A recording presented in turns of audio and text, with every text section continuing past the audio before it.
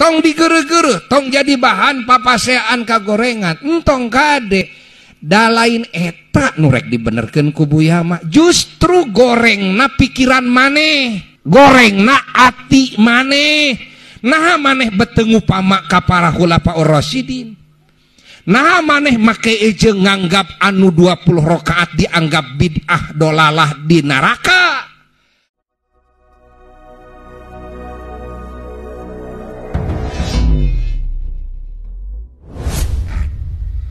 Mata khalifah nu opat mah dugi ka Sayyidina Ali kenging jaminan Kangjeng Nabi Muhammad sallallahu alaihi wasallam, wa alaikum bisunnati wa sunnatil khulafa'ir rasyidina min ba'di. Ingat dawuh Nabi, aranjeun kabeh kudu nyekel pageuh kana sunnah kami jeung kana sunnah khalifah-khalifah kami nu balener sabada kami. Addu alaiha bin nawajid, gegel ku careham anjeun, kek careham ulah ku huntu belah hareup bisi punglak. Ari ngikuti ka Rasul, ngikuti kana sunnah khulafaur rasyidin, khalifah-khalifah Nabi mah kudu digegelna ku naon? Ku careham kan supaya kuat. Addu alaiha bin nawajid, gegel ya. Yes, ya, mau coplok deh. Tak gitu. Tak gitu. Numatak para sahabat anu opat mah khalifah nu opat anjeunana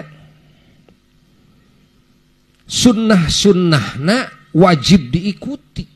Dina agama teu disebut bid'ah dolalah. Walaupun Nabi teu kantos nyontoan. Contoh Sayyidina Umar bin Khattab radhiyallahu taala anhu anjeunanana ngaberjamaahkeun salat tarawih. Anu di zaman Nabi teu diberjamaahkeun, zaman Sayyidina Abu Bakar teu diberjamaahkeun. Ya, Sayyidina Umar teu nambihan rakaat. Tapi Sayyidina Umar bin Khattab ngaberjamaahkeun nu tadina henteu sunnah diberjamaahkeun, oge ngumpulkeun di masjid di kalawan hiji imam anu mana Nabi teu nyontoan. Ieu numutkeun sapalih ulama. Ieu memang bid'ah dan Nabi teu nyontoan, tapi dawuhan Sayyidina Umar nikmat hadhil bid'ah kacida nikmatna ieu bid'ah. Aya numutkeun sebagian ulama memang di zaman Rasul dugaan ieu mah nembe prediksi kan teu aya nu tiasa secara pasti bahwa jungjunan teh waktos dina sasih Ramadan ngawitan ayat taraweh pertama kali jungjunan anjeunna kaluar ti bumina lebet ka masjid. Bumi anjeunna rapat sareng masjid, buka pintu masuk masjid. Para sahabat ahlu sufah anjeun ieu anu teras ngiring Kangjeng Nabi nupang payuna uninga. Jungjunan lajeng kelebet ka masjid, natepan diikuti ku para sahabat. Tuh, malam kahiji tuh, para sahabat bahagia ngiring berjamaah sareng Nabi. Nanging nu ngiring berjamaah nu aya di dinya nu sareng Nabi. Pawartos-wartos di dinya. Wengi kadua semakin seueur, wengi katilu membludak dugi keluar-luar, dan wengi kaopat jungjunan teu kaluar deui ti kamar. Nah, para sahabat nyangki jungjunan kakuleman, ya aya nu tepak tepuk mah nu gitu kan. Lajeng begitu jungjunan keluar waktu subuh, jungjunan dadauh bahwa sabab anjeunana teu kaluar teu netepan sasarengan deui karena jungjunan ninggal kana semangatna sahabat dina ngikuti jejak anjeunana, nanging anjeunna gaduh kahariwang sok sieun sumping hukum ti pangeran, wahyu ti pangeran bahwa salat taraweh dipardukeun. karena jungjunan banget dedeh kanu janten umat. Karena nu dipardukeun manu 5 waktu sakitu ge geus untung geus bagja bisa salat nu 5 waktu oge ya, malah loba anu lepot deui kan nu 5 waktu oge komo lamun dipardukeun jeung tarawih ya. Pleng we geus kitu mah teu aya deui salat berjamaah teh sareng Nabi teh masing-masing we para sahabat nu di tempatna masing-masing di bumina masing-masing aya anu di kebon korma segala rupa wengi-wengi Ramadan teh rame dugi ka ngaguruh seperti suara nyiruan cenah. Nah zaman Sayyidina Abu Bakar Siddiq itu, zaman Sayyidina Umar pertengahan kusabab seueur nu lebet Islam, ari sahabat senior mah percaya dina malam-malam Ramadan kompak. Tapi kan ulah lebet Islam ieu seueur di zaman Sayyidina Umar di berbagai negara di dia diperlukan aya bimbingan secara praktek. Langsung, nah maka Sayyidina Umar bikin sunnah baru. Berjamaahkan kabeh lalaki di masjid kan dengan satu imam breng weh kan di unggal kota di unggal negeri unggal wengi salat berjamaah taraweh malah jeung witir-witirna di berjamaah. Nah di zaman saha eta di zaman Sayyidina Umar bin Khattab ai Rasul nyontoan kitu henteu kan. Taya sunnah khulafaur rasyidin. Naon nu disebat Sayyidina Umar bikin hal baru adalah ngaberjamaahkeunana kalawan hiji imam kan di masjid. Padahal salat sunnah mah bandina keterangan hadis Nabi lebih utama di mana? Di imah. Salat sunat mah imah teh kudu rindang ku salat sunat. Di masjid salat fardu di masjid mah itu paling salat tahiyatul masjid. Nah tahajud di imah, duha di imah duha teh kan. Nah termasuk qobliyah oge kan. Sehingga aya keterangan anu menduga Nabi dina natepan maghrib isya teu salat qobliyah lebet ke masjid teh langsung we komat salat maghrib salat isya, padahal apa Nabi mah salat di lebet bumi itu kan. Lajeng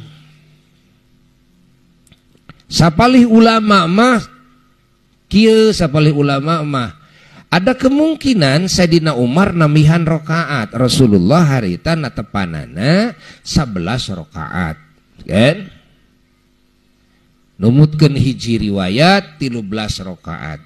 Dasarna naon? Dasarna hadis sahih riwayat Siti Aisyah dina kitab Sahih Muslim. Dua riwayat ieu aya dua anana di dinya. Nu riwayat 11 rokaat, nu riwayat 13 rokaat.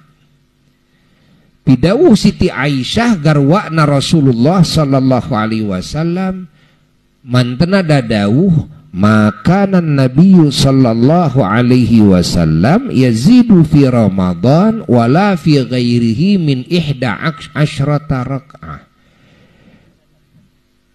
Dawuh Siti Aisyah teu kabuktosan Kangjeng Nabi Muhammad sallallahu alaihi wasallam salat langkung tina 11 rakaat baik dina bulan Ramadan maupun di luar Ramadan. Nah, dina kitab Sahih Muslim keneh aya belah dituna saeutik eta mah jungjunan cenah ungalungi salatna 13 rakaat.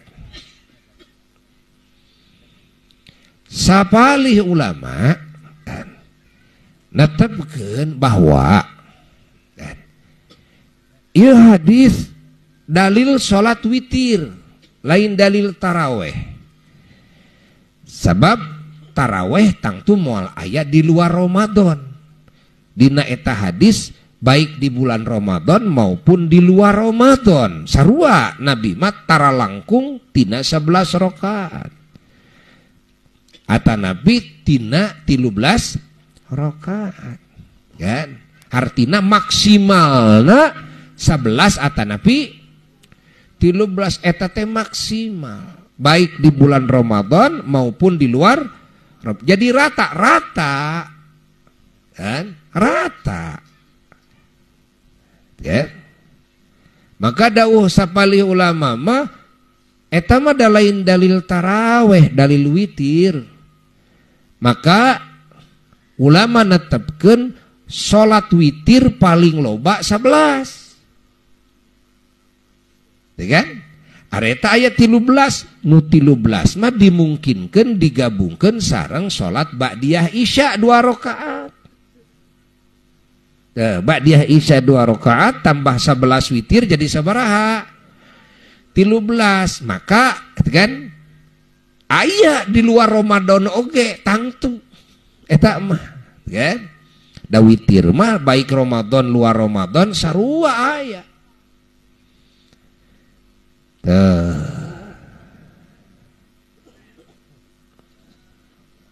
catat ya ya ilmu ya keur urang ya panjing harupan bulan Ramadan len pan hayang nyaho kedudukan itu urang teh salat teh 11 atawa 23 kitu len ai kahayang mah henteu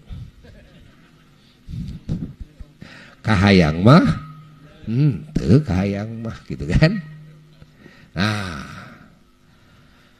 lamun hayang nyaho aturan sing bener ngajina eta keterangan anak hadis bieu teh soheh nu leuwih tina 11 teh ngan lain dalil salat tarawih salat witir ke lamun eta dijieun dalil salat tarawih kerek nanyakeun deui ai dalil salat witir sabaraha rakaat lolobana salat witir mana dalilna engke lumpat deui ka dinya dalilna teh ongko mana mah dalil tarawih eta teh ieu kan dalil salat witir apa tarawih jeung witir mah beda bedanya mahnya disaruakeun tarawih jeung witir catat ya. Maka sapalih ulama nganggo dalilna lain nu eta mana dalilna teh dalil riwayat Sayyidina Ibnu Abbas Abdullah bin Abbas radhiyallahu taala anhuma anu mana Sayyidina Abdullah bin Abbas dadawuh bahwa Kangjeng Nabi sallallahu alaihi wasallam dina sasih Ramadan dina wengian Ramadan salat 20 rakaat 20 rakaat salatna sabaraha rakaat tapi apan hadis ieu mah dhaif teh nya ceuk sararo oge hadis anu nuduhkeun 20 rakaat mah dhaif kan ceuk sararea oge nah atuh eta mah hadis dhaif jawabanana kahiji kan hadis dhaif tetap bisa dijieun referensi dijieun hujah dijieun dalil sandaran ya hukum dina naon dina fadilah amal dina keutamaan amal nu kadua hadis dhaif bisa dianggo dalil dina naon dina tarikh sejarah nu katilu hadis dhaif biasa dianggo dina naon dina nasihat kan nasihat dina maparinan semangat ibadah sangkan jelema sieun ku siksa Allah itu kan pek maka hadis dhaif eta teu naon sepakat kabeh ulama kusabab ieu salat sunnah teh ieu teh berhubunganana jeung padilah amal teu naon hadis riwayat Ibnu Abbas dianggo kan catat kata mahtamah lamun bae hadis anu 11 rakaat teh 11 rakaat teh jeung witir kan tarawehna sabariji 8 witirna 3 gitu kan mungkin tarawehna 10 witirna 1 gitu kan nah lamun bae ayeuna aya nu berpendapat bahwa taraweh teh 11 jeung witir teh nyaeta hadis Siti Aisyah nu rek dipake rujukanana ieu sahih. Dijawab kuno 20 har apan 20 mah nu 11 ge kabawa len. Lamun dianggap 8 rakaat tarawehna anu 20 nah jo langsung 20 eueuh 8 heula. Hah? Sok berarti nu 20 8na asup kana sahih. Jadi sebenarnya nu dhaif lain nu 8 lain nu 20. Sabariji sok. Anu 12 nu dhaifna tambahna dan nu 8 mangke asup ka sabet gitu kan kakurung ku hadis anu sahih. Jadi nu dhaifna nu mana? Nu 12. Jadi hadis Imam Ibnu Abbas 20 rakaat teh lain 20 hanana dhaif sabab nu 8 maka kurung ku hadis anu sahih nu 11. Jadi nu dhaifna nu mana? Nu 12. Eces teu. Hiji eta. Jadi nu 20 mah hadis anu 11 kaanggo. Hadis anu 20 oge kaanggo. Ji. Kan? Catat. Catat.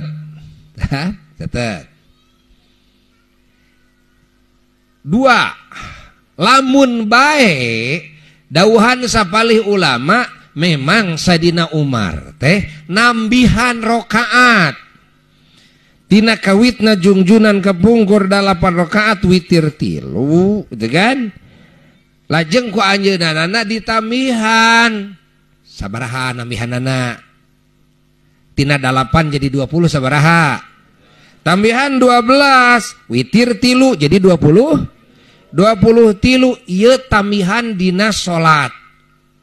Nah, maka dijawab deui ku para ulama anu memperkuat 20 tilu. Dawuhan para ulama kieu, apan Rasul teh wasiat ka urang aranjeun kabeh kudu nyekel pageuh kana sunnah kami jeung kana sunnahna para khalifah-khalifah anu balener sabada kami.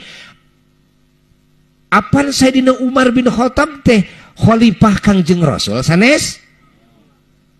Nah ari aranjeun teu nguping kana wasiat Rasul kudu ngikuti kana sunnahna khulafaur rasyidin mun bae Sayyidina Umar nambihan 12 rakaat ye sunnah saha nu 12? Sunnahna saha nu 12? Sunnahna khulafaur rasyidin. Taro nu 8 sunnah Rasul, nu 12 sunnahna khulafaur rasyidin, da witirna mah sarua sunnah Rasul. Nah teu nguping kana hadis eta padahal hadis ieu teh sahih, pan urang teh lain kudu ngegel pageuh ngikuti kana sunnah Nabi jeung sunnahna khulafaur rasyidin kudu digegel pageuh kunaon ngegelna? Ku careham addu 'alaiha bin nawajid. Jadi mun urang salat tarawih 20 rakaat teh Masya Allah urang teh ieu taat ka Rasul. Sabab Rasul wasiat ka urang amanat ka urang teh kudu nyekel pageuh kana sunnah mantanana jeung kana sunnah khulafaur rasyidin. Jadi Rasul diikuti khulafaur rasyidin oge dihargai, khulafaur rasyidin oge diikuti. Sing inget ngaranna cukolot karawu kapangku. Coba lamun anu 8 rakaat jeung witir 3 apa dia sunnah Rasul? Nah bakal aya anu teu karawu teu kapangku, bakal aya nu teu karawu teu kapangku. Maneh teu ngupama ka Sayyidina Umar ai maneh saha cik ngeun teu.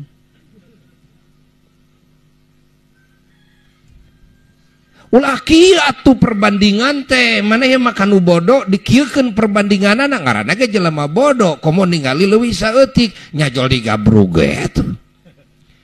Maneh mah kieu ngomong teh kanu bodoh teh bandingkeun cenah ieu pan ieu hadis sahih jabah saeutik 8 rakaat witir 3 ieu 20 rakaat Imam Ibnu Abbas nyadoib nyaloba. Contoh ti Rasul maneh rek nyokot nu mana ai nanyana kanu bodoh ari warga Sumedang mah da kabeh ngararaji atuh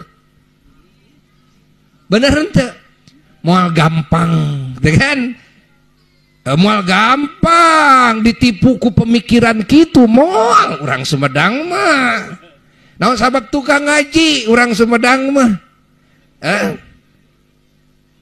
sok di mana di Indonesia iya pamarentah ngaji di mana sok ngan di Sumedang-Sumedangna Pak Bupati ngaos, Pak Wakil ngaos, Pak Kadis ngaos, Pak Camat sadaya ngaos, kamarin merengse sakabe kepala desa ngaos ngaji ya ngarti kana agama pamarentah lagi gitu di Sumedang aya di Indonesia eueuh nu sejen kabupaten mana aya eueuh sugan di alam dunia ieu aya negara nu ngahaja masantrenkeun aparaturna ka ulama secara resmi eueuh ieu hiji dua mah nya mungkin aya hartina hiji dua teu ayeuna lurah ukur tiluan gitu kan nya mungkin wae aya tapi ngaran kompak mah eueuh ieu ngan aya di Sumedang ieu teh pertanda insyaallah Sumedang anu bakal mukakeun kunci kajayaan Islam. Insyaallah matak aranjeun rakyat kudu era kudu naon kudu era ari pamimpin aranjeun kepala desa masantren ai maraneh memul ngaji kudu kumaha kudu era mikir kan lamun warga Sumedang mu ngaji eta warga Sumedang teh hartina teu tumut ka pamimpinna kan kartos henteu ai rek dititah kaluar atuh maneh ti Sumedang mung da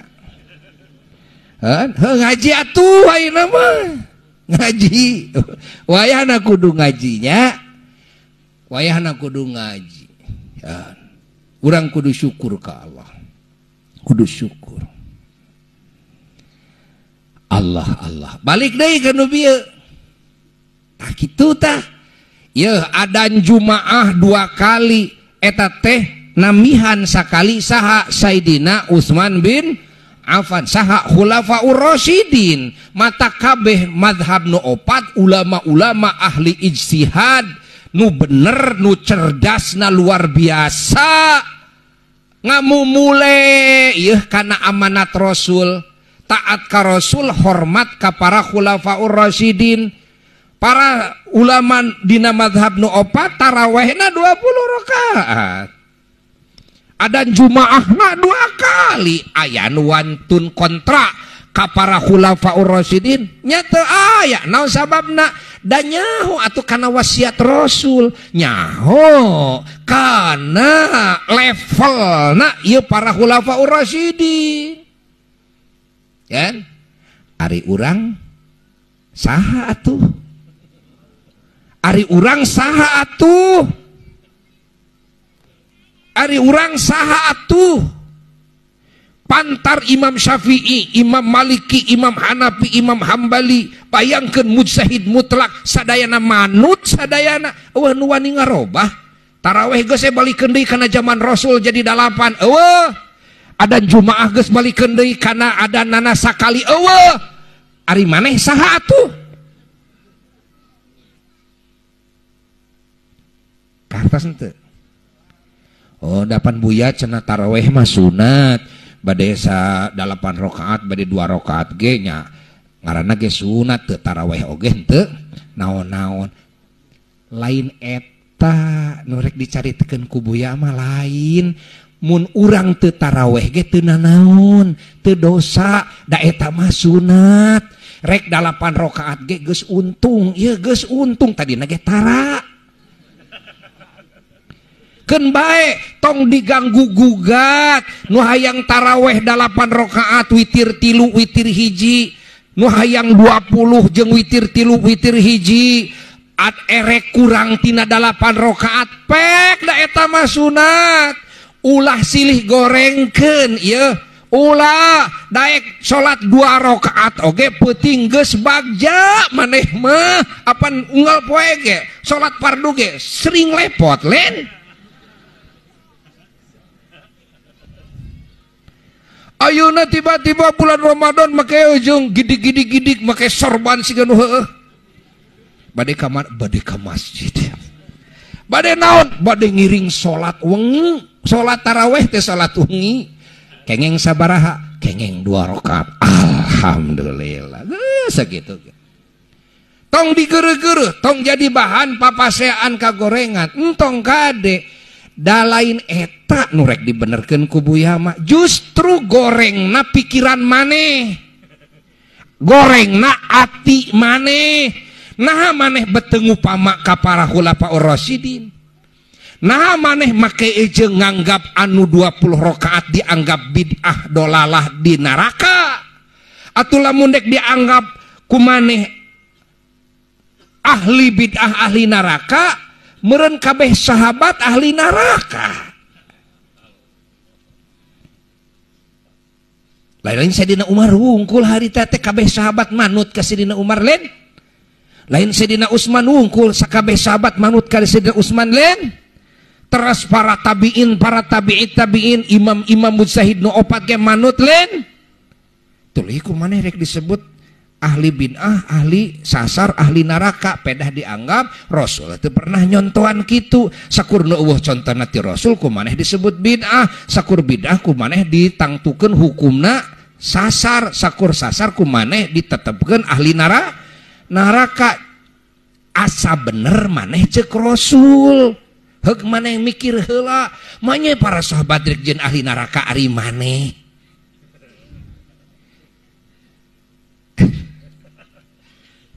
teu ngarti aing mah susah mikiran lagi euy aduh ya leneng-leneng euy kudu ngadahar bawang bodas ya ya kumaha mikirna ari maneh kumaha atuh maneh mah da teu ngarti kana dawuh Rasul wa inna kulla muhdatsatil umuri bid'ah wa inna kulla bid'ah dhalalah wa inna kulla dhalalah finat da maneh masalah ngamaknaana kusabab kaidahna geus salah ngamaknaana nya maneh mah pasti kitu sakur nu kapangih ku maneh eueuh contona ti Rasul eta bid'ah sakur bid'ah eta sasar sakur sasar eta di neraka jadi maneh mah dibabade kabeh ahli neraka jadi maneh anu rek ka surga teh nu maneh urang Sumedang kamari ai tah pemikiran ieu nu rek dibenerkeun mah soal salat tarawih jeung henteu soal adan jumaah jeung henteu adan da eueuh dina syarat sahna jumaah kudu adan eueuh lamun salat jumaah teu make adan heula we masa-masa kali jadi ceuk sararea oge bener henteu sok ceuk sararea da lain eta nu rek diomean malah nu salah mah eta nah ati maneh jadi salah jadi kiru nah otak maneh jadi kiru tak iya karunya Buya mah ka maneh bisa maneh cilaka nah ada nu ulama mah nu barisa ngaji nu palinter mujtahid da teu kitu teu siga maneh da teu kitu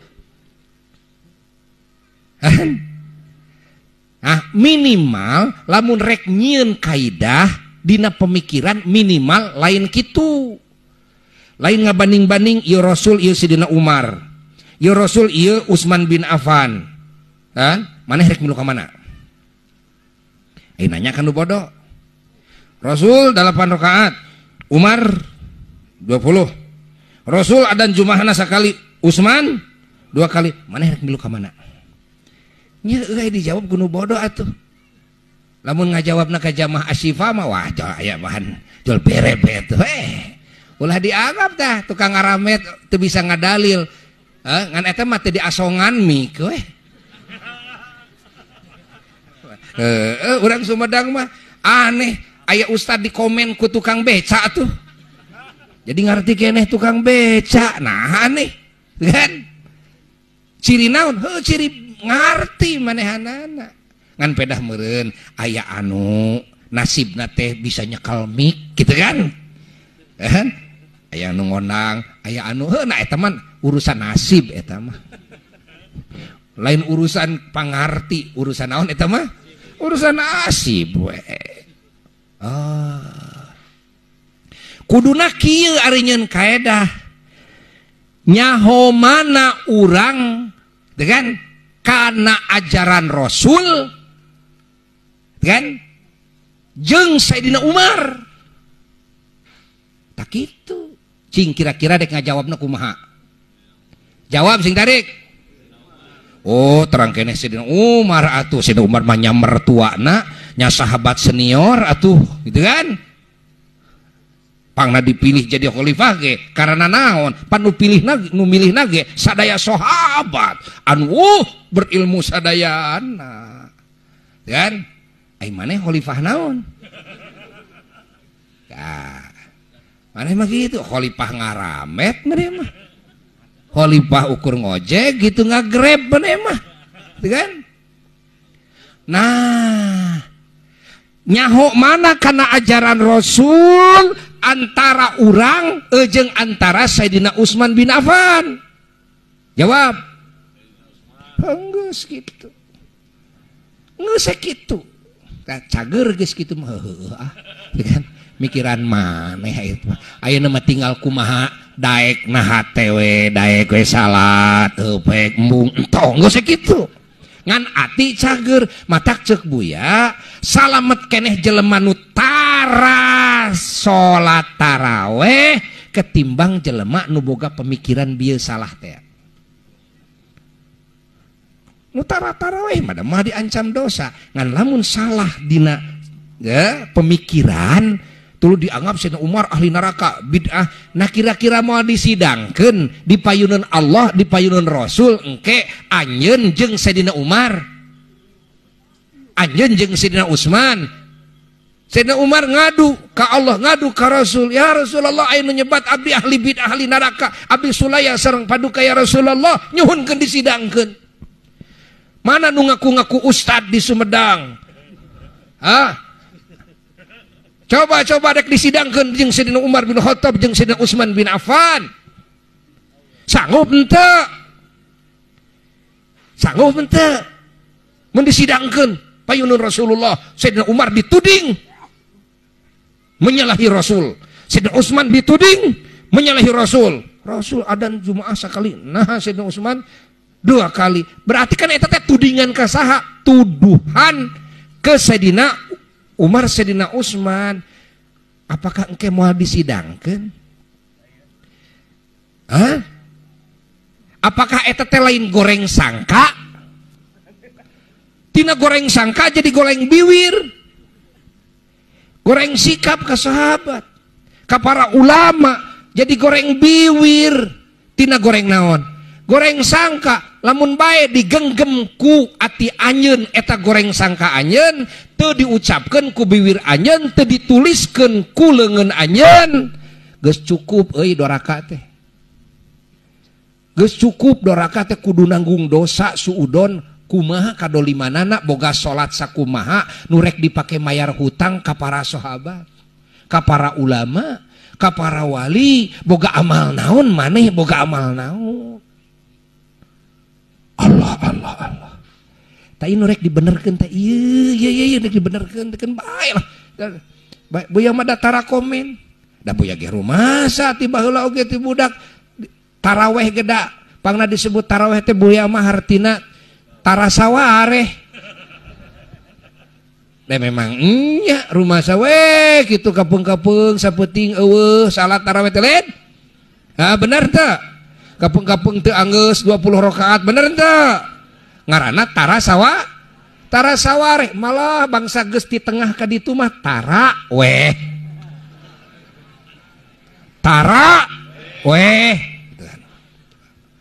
geus Allah tah geus ayeuna